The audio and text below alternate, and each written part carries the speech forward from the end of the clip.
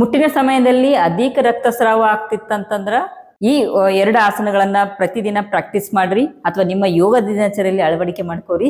ಹಿಂಗ ಪ್ರತಿ ತಿಂಗಳು ಅಧಿಕ ರಕ್ತಸ್ರಾವ ಆಕೋಂತ ಹೋಗ್ತಂತಂದ್ರ ದೇಹದಲ್ಲಿ ಕಬ್ಬಿಣಾಂಶದ ಕೊರತೆ ಉಂಟಾಗ್ತೈತಿ, ಮತ್ತು ಇದರಿಂದ ಸಾಕಷ್ಟು ತೊಂದರೆಗಳು ಉಂಟಾಗ್ತಾವ್ರಿ. ಸೊ ಅದಕ್ಕಾಗಿ ಎರಡು ಆಸನಗಳು. ಸೊ ಒಂದನೇದ್ದು ಚೈಲ್ಡ್ ಪೋಸ್ಚರ್, ಬಾಲಾಸನ್.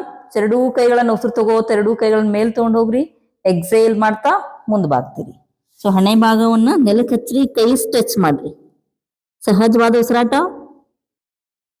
ಸೊ ಇಲ್ಲಿ ಇದೇ ಸ್ಥಿತಿಯೊಳಗೆ ನೀವು ಸಹಜವಾದ ಉಸಿರಾಟದೊಂದಿಗೆ 20 ಸೆಕೆಂಡ್ ಇರ್ಬೋದು.